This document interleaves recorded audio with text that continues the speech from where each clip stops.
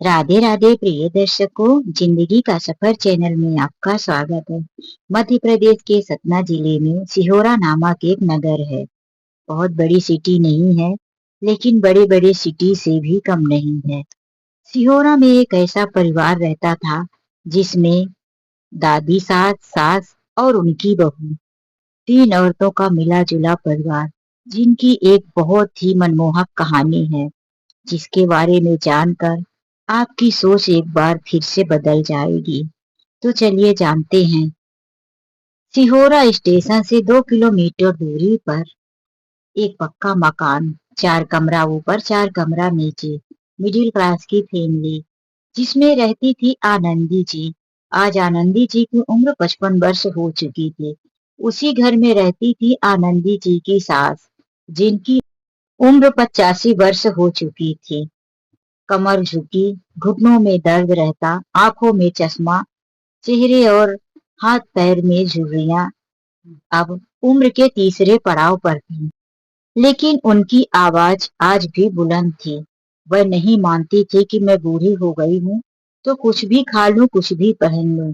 नहीं, उन्हें सारी चीजें परफेक्ट ही चाहिए था।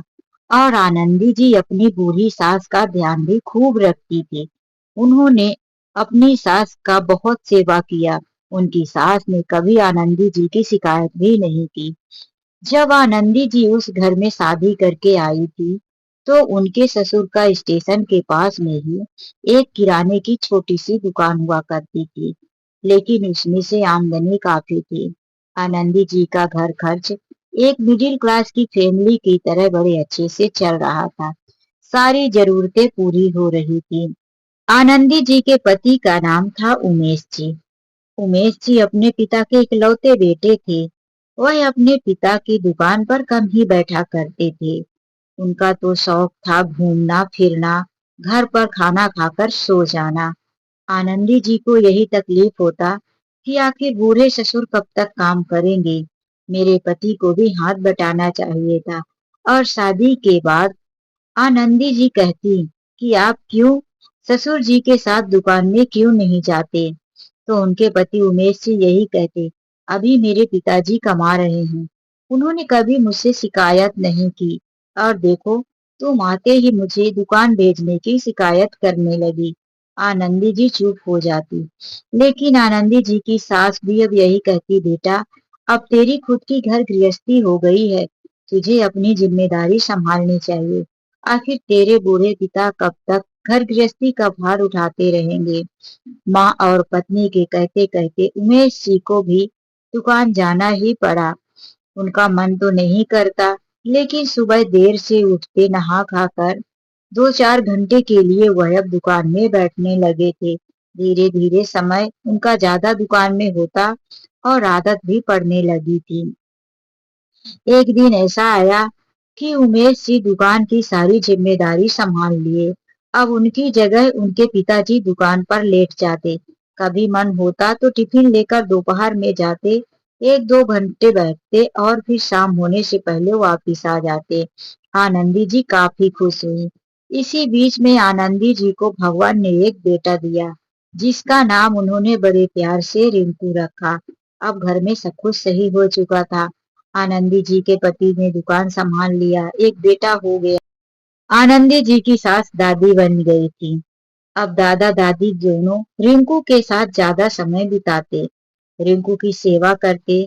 दादी अपने बहू की बहुत तारीफ करती, मेरी बहू लक्ष्मी है।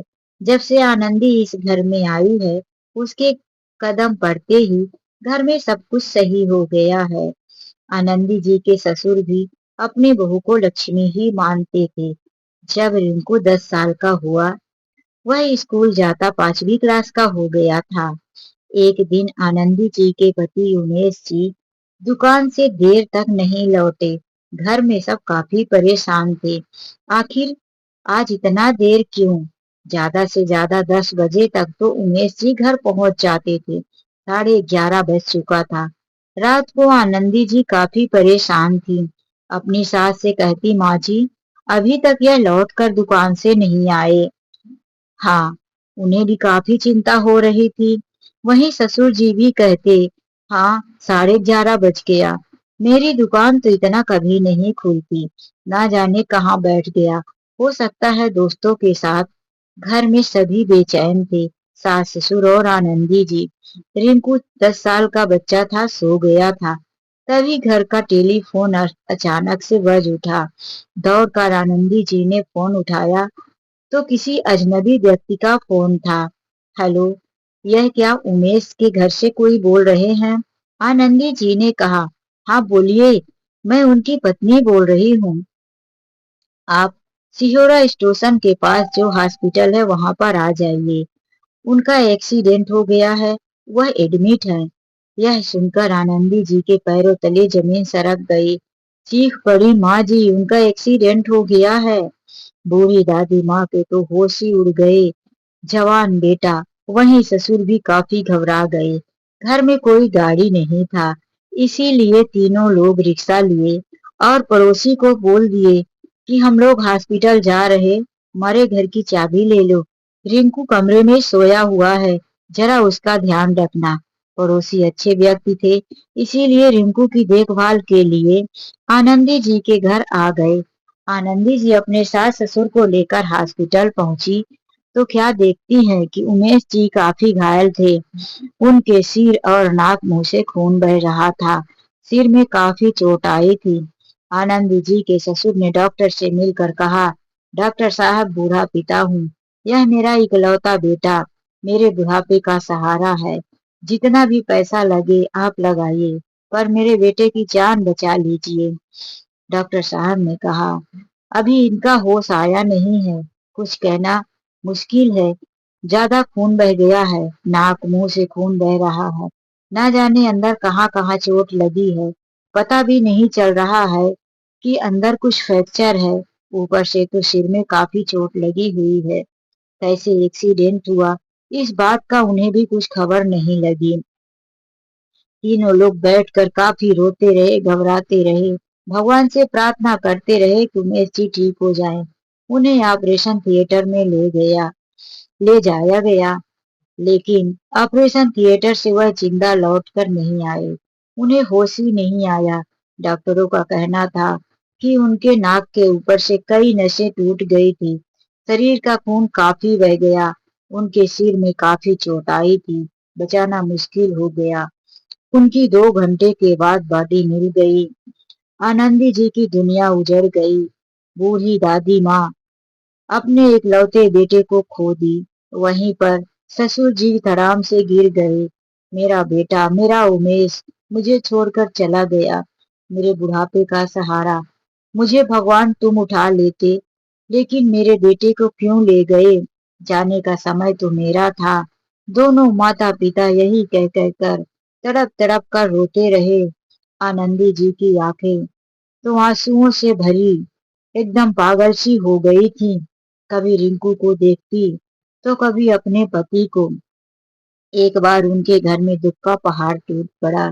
पड़ोसी और रिश्तेदारों ने आकर संभाला। उमेश जी को अंतिम विदाई दी गई। महीनों तक घर में शोक छाया रहा। ना कोई ठीक से खा रहा था, ना कोई ठीक से बातें कर रहा था। रिंकू की भी लग रहा था कि तबीयत खराब हो जाएगी। वह भी खांसने लगा, सर्दी बुखार होने लगी थी। रिश्तेदार और पड़ोसी समझाते, आनंदी बहन, आप इस तरह से टूट जाएंगी तो बूढ़े माता पिता और इस नन्हे से बच्चे को कौन संभालेगा? अब इस घर की मालकिन आप ही हो, आप ही संभालो। आनंदी जी का तो कलेजा फट रहा था, लेकिन उन्होंने हिम्मत दिखाया, रिंकू को हॉस्पिटल लेकर गई। डॉक्टर ने उन्हें सर्दी जुकाम का वायरल इन्फेक्शन बताया और दवाइयां दी। रिंकू का ध्यान रखने के लिए, उसे घर का खाना खिलाने के लिए आनंदी जी ने चूल्हा जलाना शुरू किया।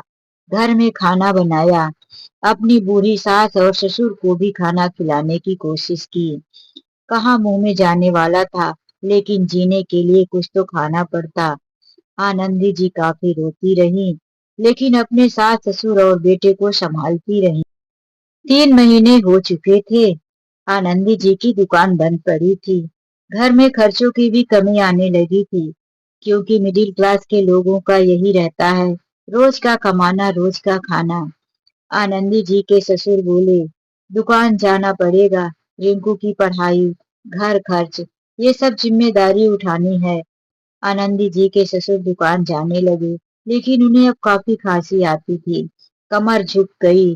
बेटे की मौत ने उन्हें तोड़ दिया था, पुत्र शोक लग गया था बूढ़े पिता को। वह दुकान जाने में बिल्कुल असमर्थ थे, लेकिन उनकी मजबूरी थी। ऑटो पकड़ते और दुकान जाते। शाम को लौट कर आते तो उनसे एक रोटी नहीं खाया जाता था। कह देते बहू भूख नहीं है, तबीयत ठीक नहीं लग रही है। आनंदी जी ने कई दिनों तक यह हाल देखा। फिर एक दिन कहा, माँ जी, अब आप पापा जी को घर में ही रहने दीजिए। वह घर में आराम करे, दुकान पर मैं जाया करूंगी। माँ ने कहा, ऐसा मत कहो बहू, दुकान में तुम कैसे जाओगी? लोग क्या कहेंगे कि बहू बेटियां अब दुकान पर आकर बैठने लगी। आनंदी जी ने कहा, माँ जी, मुझे तो कमाना पड़ेगा ही, मेरा बेटा छोटा है और ससुर जी की अब तबीयत ठीक नहीं है। आखिर इस बूढ़े कंधों पर दो दो औरतों और बच्चे, पूरे घर का भार कैसे दे सकते हैं माँ जी? आनंदी जी ने अपनी सास को समझाया। सुबह आनंदी जी उठती, घर का खाना बनाती, रिंकू के लिए टिफिन बनाती, उसे स्कूल छोड़ते हुए खुद चली जाती दुकान पर। कुछ दिनों तक आनंदी जी घूंघट डालकर दुकान में बैठती। लोग आते और देखते वापिस चले जाते, चारों मुंह चार तरह से बातें होती। देखो, पति के मरते ही दुकान पर आकर बैठ गई, शर्म नहीं आती? आनंदी जी सुनकर भी अनसुना कर देती। घर गृहस्थी उन्हें चलाना था, बाहर के लोगों का क्या? वह तो सिर्फ बातें ही करेंगे, उनका खर्च चलाने थोड़ी ना आएंगे। भले ही पति के मरने के बाद दो चार दिन सहानुभूति दिखाया, बना कर दे दिया, लेकिन जिंदगी भर कौन किसका साथ देता है? यही सोचकर आनंदी जी चुप रही। दो चार महीने बीते कि आनंदी जी अपनी दुकान में काम करने के लिए निडर हो गई। ग्राहकों से निडरता से बात करने लगी। बड़े प्यार से वह दुकान संभालती। अब उनके दुकान चलाने के अंदाज से भी लोग आने लगे, महिलाएं भी उनके दुकान पर आने लगी। जहां पहले उनकी बुराई होती थी, अब घरों में उनकी प्रशंसा होने लगी। देखो तो कितनी अच्छी बहू है आनंदी। पति के मरने के बाद सास ससुर और बेटे दुकान को भी संभाल लिया। कोई दूसरी बहू होती तो दूसरा ब्याह करने के लिए तैयार हो जाती, या कि छोटे से बेटे को लेकर मायके चली जाती। आनंदी जी को यह भी सुनना पड़ा, लेकिन ना उन्होंने पहले ही जवाब दिया था और ना ही आज भी। सास के कानों तक यह खबर पड़ती तो आनंदी जी की सास घबरा जाती। बात तो सही है, अभी मेरी बहू की उम्र ही क्या है? जब कम उम्र में शादी हो गई और अभी बेटा भी हो गया, मुश्किल से 28-30 साल की तो है। अगर उसके माता पिता ने दूसरी जगह शादी करने के लिए कह दिया, हम बूढ़े माता पिता का सहारा भी, हमारा पोता भी हमसे छिन जाएगा। एक दिन दादी ने कहा, आनंदी, गांव के लोग कैसी कैसी बातें करते हैं कि तुम्हें ले जाएंगे, तुम्हारी दूसरी शादी करवा देंगे। आनंदी जी ने कहा, माँ जी, गांव के लोगों का क्या है, आप उनकी बातों को मत सुना करो। मैं जीते जी इस घर से नहीं जाऊंगी, आपकी सेवा करूंगी और अपने बच्चे को पढ़ा लिखा कर आगे बढ़ाऊंगी। मेरी किस्मत में जो लिखा था वह हो गया है, अब आगे जो भगवान की मर्जी होगी वही होगा। दादी को थोड़ा सा ही अपनी बहू की बात सुनकर तो राहत मिली। वह अपनी बहू को गले लगा ली। तू मेरी बहू नहीं, मेरी बेटी है। भगवान ने बेटा तो इतने दिन के लिए ही दिया था, असली बुढ़ापे का सहारा तो तू ही है आनंदी। आनंदी जी घर गृहस्थी को संभालती रही। समय तेजी से बढ़ता गया। रिंकू ने अब 12वीं की क्लास उत्तीर्ण कर ली थी और वह अब पढ़ने के लिए शहर चला गया। जबलपुर शहर में उसका एडमिशन हो गया। वह कॉलेज की पढ़ाई कर रहा था। उसने अब फाइनल भी कर लिया था। 3 साल की पढ़ाई करने के बाद जब रिंकू घर लौटा तो उसके माता पिता कहने लगे, बेटा नौकरी करेगा या अपने दादा पिता का बिजनेस संभालेगा? रिंकू ने कहा, माँ, यदि मैं नौकरी भी करूंगा तो मुझे फिक्स तनख्वाह मिलेगी, जिससे हर महीने में आने वाली तनख्वाह का इंतजार रहेगा। आज तक तुमने अपनी दुकान को संभाला है, अब मैं तुम्हारी मदद करूंगा। यह सुनकर सब बड़े खुश हो जाते हैं।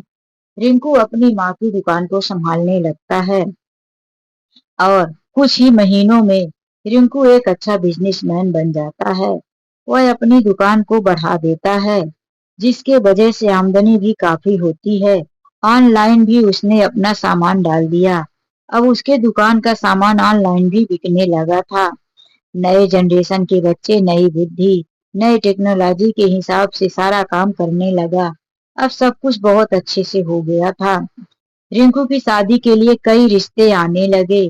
समाज की एक अच्छी सी लड़की को देखकर रिंकू की शादी हो गई। बहू का नाम निशा। आज घर में बहू आने वाली थी। दादी तो बहुत खुश थी, मेरी पोता बहू आ रही है। आज मैं दादी सास बन गई। जो दादी खुशियों से चहकती हुई अपनी आनंदी बहू के आगे पीछे बेटी बेटी कहकर लगी रहती थी, आज उन्होंने आनंदी बहू से साफ साफ कह दिया, बहू, आज से सारी जिम्मेदारी पोता बहू की मेरी। तू अपना काम कर दे, पोता बहू के स्वागत मैं करूंगी। आनंदी जी मन ही मन खुश होकर मुस्कुराई।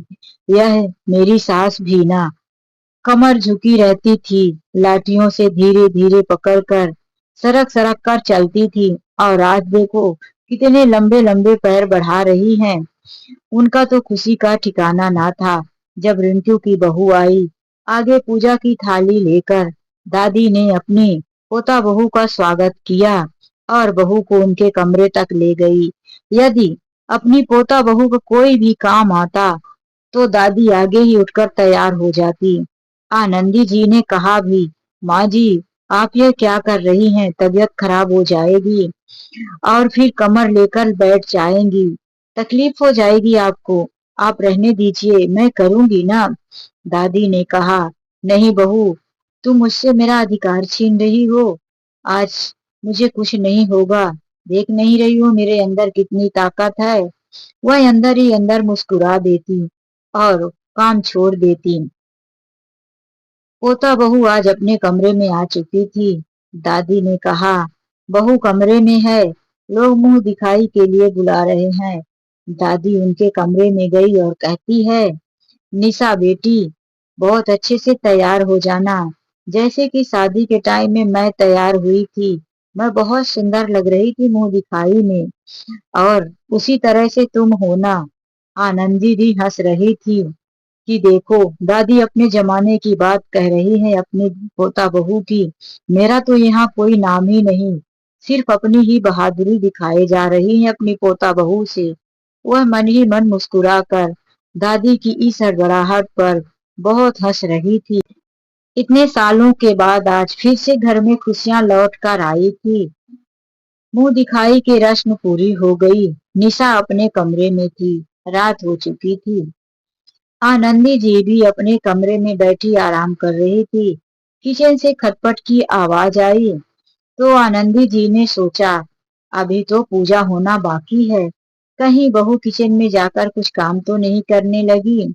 वह जल्दी से किचन में आई तो देखती है कि उनकी बूढ़ी सास कमर से झुकी हुई पानी गर्म करके डिब्बों को देख रही थी। आनंदी जी ने कहा, माँ जी, आप किचन में, आज क्या हो गया है? आप तो पिछले 35-40 सालों से कभी किचन में नहीं आई, बस मुझे ही आवाज देती रहती थी। जब से इस घर में मैं शादी करके आई हूँ, आज आपको पहली बार किचन में देख रही हूँ। दादी ने कहा, कैसी बातें करती हो? क्या मुझे काम करना नहीं आता? पहले तुम चाय पत्ती बताओ, कुछ तुम्हारे किचन में मिल ही नहीं रहा है। मेरी बहू थक गई होगी, मैं अपनी पोता बहू के लिए चाय बनाकर ले जाऊंगी। आनंदी जी ने कहा, माँ जी, आप चाय बनाएंगी? आपको हो क्या गया है? चलिए आप इधर आइए, मैं चाय बनाकर देती हूँ। दादी ने कहा, बिल्कुल नहीं, मैं अपनी बहू को अपने हाथ से चाय बनाकर पिलाऊंगी। आनंदी जी ने चाय शक्कर का डिब्बा निकाल कर रख दिया। लीजिए माँ जी, ये है। आप जब किचन में आती नहीं कभी तो आपको कैसे मालूम पड़े कि कौन सी चीजें कहाँ रखी है और फिर इसकी जरूरत ही क्या है। अब तो आपकी दो दो बहुएं घर में हैं। कुछ ही दिनों के बाद अब रसोई निशा संभाल लेगी, तो फिर आपको आने की क्या जरूरत है। मुझे भी अब आराम मिलेगा। दादी ने कहा, हाँ, बाद में तुम आराम कर लेना, मैं तो नहीं करूंगी। मैं अपनी बहू के पीछे पीछे लगी रहूंगी। आनंदी जी मुस्कुराती हुई खड़ी रही। दादी ने कहा, अब तुम जाओ यहाँ से आनंदी बहू, मुझे चाय बनाने दो, डिस्टर्ब मत करो। आनंदी जी मुस्कुराकर चली आई। दादी ने चाय बनाया और कांपते हुए हाथों से ट्रे पकड़कर निशा के कमरे तक पहुंच गई। लो बहू, मैं चाय बनाकर लाई हूँ। निशा बूढ़ी सास के हाथ में चाय का ट्रे खटखट करते हुए कप की आवाज सुनकर उठी और बोली, दादी आपने क्यों कर तकलीफ किया, मुझे बोल दिया होता, मैं चाय बना देती। दादी ने कहा, नहीं, अभी तुम्हारी पूजा होना बाकी है। कल सत्यनारायण भगवान की कथा होगी, किचन की पूजा होगी, उसके बाद ही तुम किचन में जाओगी। इसीलिए मैं बनाकर लाई हूँ। फिर तो हम दोनों ही मिलकर किचन में काम करेंगे। उन्हें निशा के साथ बहुत अच्छा लगता था। वह बोली, बहू मैं तेरे साथ चाय पीऊंगी बैठकर। दादी और पोता बहू मिलकर चाय पी। अपने कमरे में दादी करवटें बदलती रही। आनंदी जी एक बार उन्हें देखने गई कि इतना उतावली हो रही थी। देखो तबीयत तो ठीक है ना माँ जी की। गई तो देखती है दादी अभी जाग रही थी। बोलती है, क्या माँ जी आप अभी तक सोई नहीं, दवाई ली है कि नहीं। दादी ने कहा, मुझे क्या हुआ है, कल सुबह होते ही मैं अपनी पोता बहू निशा से बात करूंगी और उसी के साथ ही रहूंगी। तुम ना फालतू में मेरे लिए टेंशन लेती हो, मैं बिल्कुल ठीक हूँ। आनंदी जी ने कहा, अच्छा माँ जी सो जाइए, आप अपना ध्यान नहीं रख रही हैं। दादी ने कहा, तुम जाओ सो जाओ, मैं बिल्कुल ठीक हूँ। आनंदी जी फिर से मुस्कुराकर चली आई। दूसरे दिन पूजा पाठ हुआ। गांव की औरतें आई, प्रसाद दिया, जो भी नियम था सब किया गया। पूजा पाठ के बाद निशा कमरे में चली गई और सो गई। रात भर निशा कमरे में ही रही। दादी ही रात को अपने हाथों से खाना लेकर गई। निशा ने कमरे में ही खाना खाया। आनंदी जी देखकर मुस्कुराती रह गई कि दादी इस उम्र में भी कितनी उतावली हो गई हैं। दूसरे दिन सुबह आनंदी जी उठकर नहा धोकर पूजा की और किचन में सबके लिए चाय बनाई। आज उनकी सास सोकर नहीं उठी थी। भले ही वह इतने दिनों से उत्साहित थी, लेकिन थी तो 85 वर्ष की बूढ़ी औरत। शरीर थका हुआ था। जरा आंख लग गई और सुबह देर हो गई। आनंदी जी जाकर जगाई। ओ माँ जी, आज उत्साह खत्म हो गया क्या, बस थक गई ना। नींद खुलते ही वह बैठ गई और बोली, अरे नहीं बहू, जरा आंख लग गई थी। मेरी बहू उठ गई क्या, निशा उठी क्या। नहीं माँ जी, अभी वह भी नहीं उठी है। तो दादी ने कहा, उसे सोने दे, अभी नई नई बहू है, परेशान हो गई है। देखा नहीं, कल पूजा में बैठी थी, मुंह दिखाई की रस्म थी। आनंदी जी ने कहा, ठीक है माँ जी, आप तो चाय पी लीजिए। दादी ने कहा, नहीं, 2 कप चाय लेकर आ, मैं निशा के कमरे में जाकर ही चाय पीऊंगी। दादी फिर से अपनी ओर चाय लेकर निशा के कमरे में पहुंच गई। रिंकू नहा धोकर कंघी कर रहा था। निशा गहरी नींद में बेड पर पड़ी थी। दादी को देखकर रिंकू ने जगाया, ए निशा, उठ जा, दादी चाय लेकर आई है। दादी फिर से वहीं सोफे पर बैठकर निशा के साथ चाय पी ली और दोनों कप लेकर आई। निशा कमरे से बाहर नहीं निकली। आनंदी जी सोच रही थी कि निशा नहा धोकर मेरे साथ किचन में आकर काम करेगी, लेकिन निशा तो खाना बनने के बाद जब दादी ने आवाज दिया तो बोला, कमरे में ही खा लूंगी। तो दादी थाली परोस कर कमरे में ले गई और बोली, पेट भर के खा लेना, शर्माना मत बहू, ये अपना ही घर है। अब दादी का यही हाल हो गया था। रोज थाली परोसती और निशा के कमरे में ले जाती। निशा को आज 1 महीने ससुराल आए हो गया था। आनंदी जी इंतजार ही करती रह जाती कि कब निशा किचन में आएगी और मेरी मदद करेगी। पहले आनंदी अपनी सास की हरकतों पर हंसती थी, नादानी समझती थी, लेकिन अब वह गुस्सा करने लगी थी। उन्हें मन ही मन लग रहा था कि कहीं न कहीं मेरी सास निशा को बिगाड़ रही है। इनकी वजह से वह अपने कमरे में चाय और खाना पाकर कमरे में ही पड़ी रहती है। एक दिन आनंदी जी किचन में काम कर रही थी। बर्तनों की जोर जोर की पटकने की आवाज आ रही थी। दादी किचन में पहुंची और कहती है, बहू, आज बर्तन क्यों फोड़ रही है? आज तक तो इतना जोर जोर से बर्तन तुमने कभी नहीं पटका। आनंदी जी ने कहा, माँ जी आप तो चुप ही रहिए। यह जो कुछ भी हो रहा है वह सब आपकी वजह से हो रहा है। शादी विवाह का घर था। घर में इतने सारे मेहमान थे। मैं तो काम कर कर के थक गई हूँ। आज मेरी हालत खराब है। दादी ने कहा, क्या हुआ? क्यों गुस्सा कर रही है? आनंदी जी अपने आंचल के से अपने हाथ को पोंछते हुए दादी की तरफ पलटी और कहती हैं, आपने तो बिगाड़ दिया है निशा को। क्या जरूरत है उसके कमरे में चाय पहुंचाने की, उसे खाना परोस कर देने की? 1 महीने हो गया है। बहू अभी किचन में देखने भी नहीं आई है। अरे उसका भी तो फर्ज बनता है कि वह किचन में आकर थोड़ी बहुत मेरी मदद करे। दादी थोड़ी देर तक चुप रही, तो आनंदी जी फिर से बोली, आप भूल गई क्या कि शादी के बाद रात को ही आपने मुझे किचन का सारा काम समझा दिया था और फिर दूसरे ही दिन से मैं घर गृहस्थी और किचन के सारे काम ऐसे करने लगी थी जैसे मैं इस घर को सदियों से जानती हूँ। यही मेरा घर है और आपकी ये बहू है, लाडली बना के रखा है जिसे आपने 1 महीने हो गया किचन में झांकने भी नहीं आई। दादी चुपचाप वापस चली गई। आनंदी जी गुस्सा करते हुए काम करती रही। पूरा काम खत्म हुआ तब दादी ने थाली फिर से परोसा और बोला, मैं जा रही हूँ निशा बहू को खाना देने। आनंदी जी ने कहा, माँ जी इतना कुछ बोलने का भी आपको असर नहीं हुआ। आपको जो मन में आए करो। आपने बिगाड़ा है और बिगाड़ो। आनंदी जी अपने कमरे में चली गई। काफी समय तक वह कमरे से बाहर नहीं निकली। रात हो चुकी थी। यहाँ तक कि रात को 10 बज गया। आनंदी जी कमरे से बाहर नहीं निकली तो दादी कमरे में गई और देखती है कि आनंदी जी का शरीर बुखार से तप रहा था। वह बेसुध की तरह सोई थी। दादी ने उन्हें चादर उठाया, बुखार उतरने की दवाई दी। रिंकू को आवाज दिया, बेटा तेरी मम्मी की तबीयत खराब है, देख इसमें से कौन कौन सी दवाइयां हैं जो खिला दे। रिंकू ने माँ को दवा दी। अब दादी सोचने लगी कि आखिर खाना कौन बनाएगा। रात को 10 बज चुका है। निशा अपने कमरे में मोबाइल चला रही थी। वह तो सोच रही थी कि सास खाना बनाएगी और दादी सास थाली परोस कर ले आएगी तो खा लूंगी।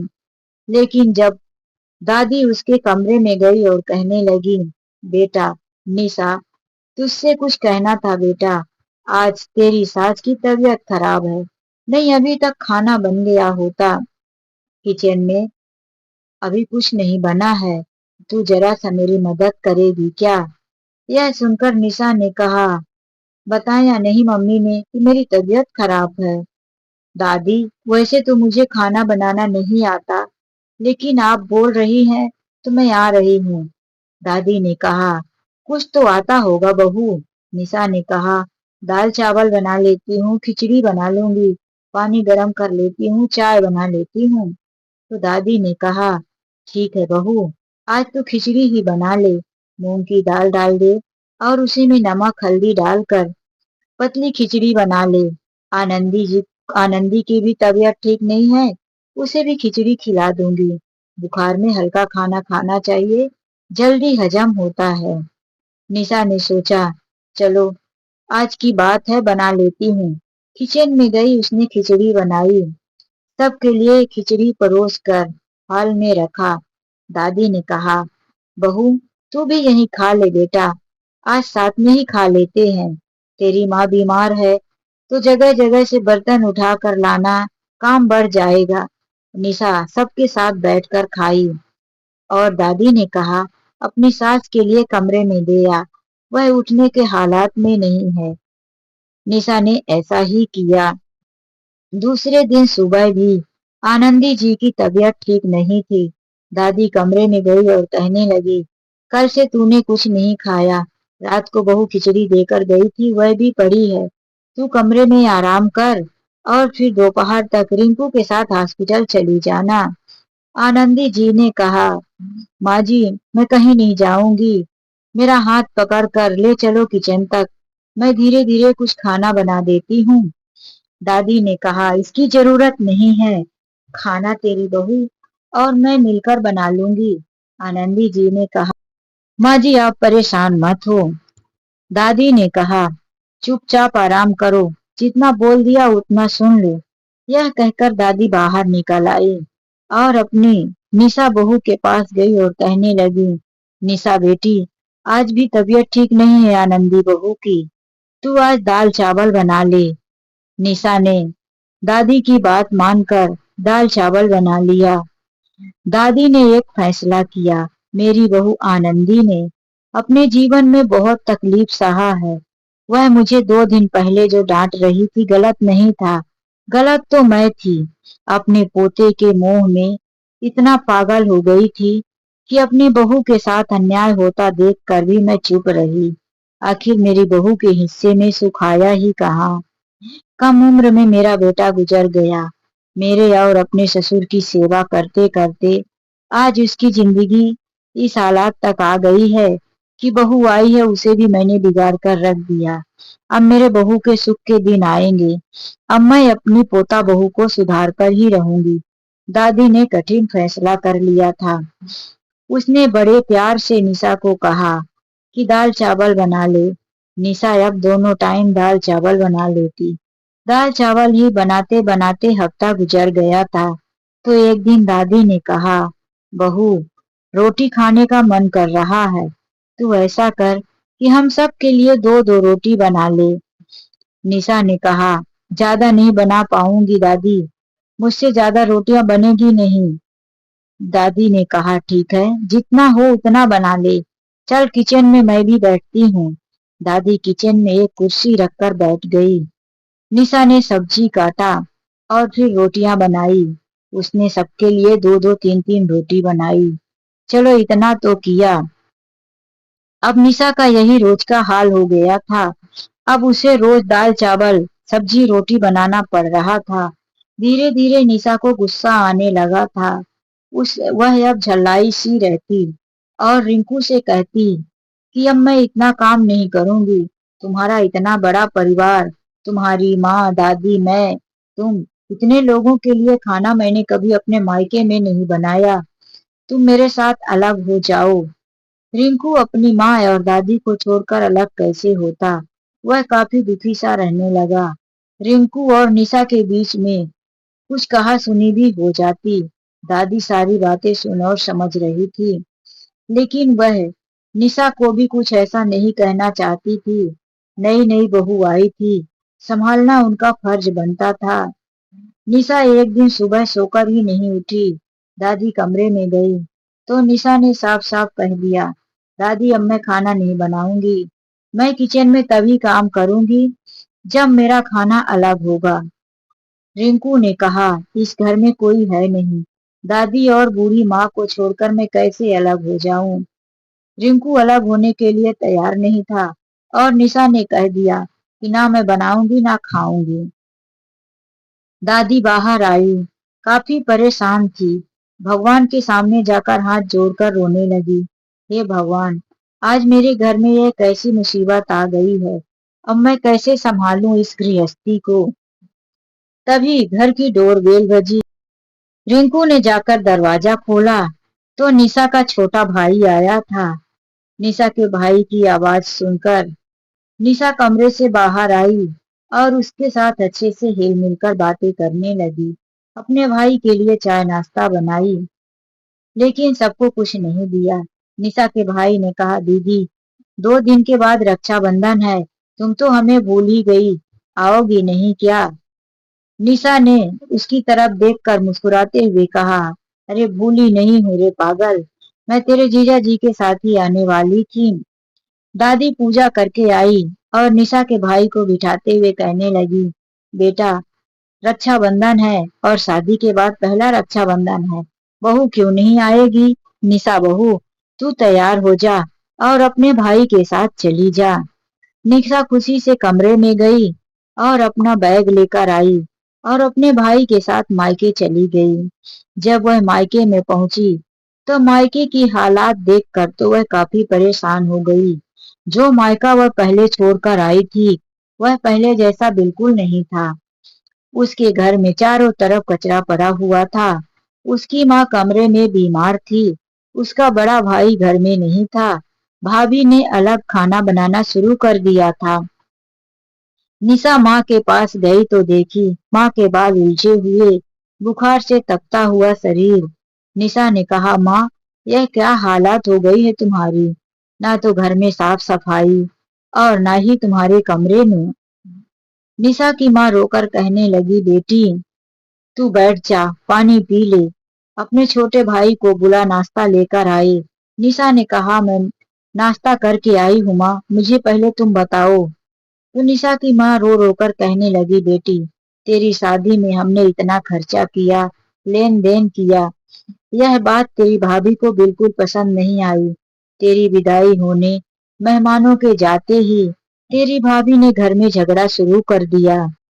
कहने लगी कि मेरे पति के कमाए हुए सारे पैसे अपनी बेटी की शादी में खर्च कर दिया है, तो अब जाकर अपनी बेटी से ही घर का काम करवाओ। अब हम अपना घर गृहस्थी बसाएंगे और तुम लोगों को एक पैसा नहीं देंगे और ना ही तुम्हारे साथ रहेंगे। मुझसे नहीं होता इतने बड़े परिवार का खाना बनाना। तुम्हारी माँ, तुम्हारा छोटा भाई और तुम्हारे पिता, मैं इतने बड़े लोगों का मैं खाना अपने मायके में नहीं बनाई। यह कहकर उसने अपने कमरे में 2 दिन तक बिना खाए बिना पिए पड़ी रही। यह सुनकर निशा की आंखें फटी रह गई। वह भी तो यही कहकर अपने कमरे में पड़ी थी। माँ बोलती रही, फिर कही, बेटी तू बैठ, मैं तेरे लिए कुछ खाना बनाकर लाती हूँ। निशा ने कहा, माँ तुम कुछ मत करो, आराम करो, मैं सब करती हूँ। निशा ने किचन की सफाई की, माँ के कमरे की सफाई की, अपने लिए, छोटे भाई के लिए और माँ पिताजी के लिए खाना बनाया। निशा 2 दिनों तक अपने मायके में रही, घर के सारे काम करती रही। तीसरे दिन रक्षाबंधन हुआ और शाम को ही निशा ने कहा, माँ तुम अपना ध्यान रखना। भाभी से कहने लगी, भाभी ऐसा मत करो, बूढ़े माता पिता हैं, यदि तुम अपने माता पिता का ध्यान नहीं रखोगी, सास ससुर का, तो कौन रखेगा? मैं जा रही हूँ, मुझे जो भी सामान मिला है अगर तुम लेना चाहती हो तो भैया को भेज दो, मैं सारा सामान वापिस कर देती हूँ। मैं अपने ससुराल में बहुत खुश हूँ। यह कहकर निशा वहां से चली आई। अपने घर पर आई तो देखती है दादी काफी उदास थी। जो दादी पहली बार चहकती हुए खुशी से आरती उतारकर निशा का स्वागत की थी, आज वही दादी मुरझाई सी एक कोने में बैठी थी। आनंदी जी बर्तन धो रही थी। निशा किचन में पहुंची और कहने लगी, मम्मी जी आपकी तबीयत ठीक नहीं थी, आप बर्तन क्यों धो रही हैं? आनंदी जी ने कहा, बेटा ये तो मेरी किस्मत में ही लिखा है, तुम तो अब अलग ही खाना बनाओगी, तो घर का सारा काम मुझे खुद ही करना पड़ेगा। बेटा जो जो चीजें जरूरत की हो, तुम्हें जो जो चाहिए ले लो और जिस कमरे में अपना रसोई बनाना चाहती हो बना लो। निशा रोने लगी, मम्मी जी आप मेरी बातों को नादानी समझकर माफ कर दीजिए, मैं अलग नहीं रहूंगी, मैं आप सबके साथ ही रहूंगी। वह दौड़कर दादी के पास आई और पैर में गिरकर रोने लगी। दादी मम्मी को समझाइए, मैं अलग नहीं रहूंगी, मैं आपके साथ रहूंगी, मेरी भूल को माफ कर दीजिए। दादी ने निशा को गले से लगा लिया, कहने लगी, बेटा हम तो कभी नहीं चाहते कि तुम अलग रहो, आखिर हमारा है ही कौन, तुम ही तो हमारे जीवन की खुशियां हो, रिंकू ही तो इस घर का इकलौता वारिस है, सब कुछ तुम्हारा ही तो है। तुम्हारी माँ तो अपने जीवन में दुख के सिवा कुछ देखा ही नहीं। निशा ने अपनी सारी बातों को रो रो कर आंसुओं से बहा दिया। अब घर में वापस से खुशियां आ गई थी। रिंकू ने दुकान संभाल लिया था। निशा घर का काम अब कभी अपनी दादी से पूछकर तो कभी अपनी सास आनंदी जी से पूछकर सीखने की कोशिश करती। धीरे धीरे निशा किचन के सारे काम सीख रही थी। आनंदी जी और दादी जी बहुत खुश थी। उस परिवार में एक बार फिर से खुशियां लौट आई थी। भगवान करे कभी किसी की बुरी नजर ना लगे, वह परिवार हमेशा खुशहाल रहे। तो चलिए दोस्तों, मिलते एक नई कहानी में। आज के लिए बस इतना ही। राधे राधे, जय श्री कृष्णा। कहानी अच्छी लगी हो तो वीडियो को लाइक और जाने से पहले चैनल को सब्सक्राइब करना मत भूलिए। राधे राधे, जय श्री कृष्णा।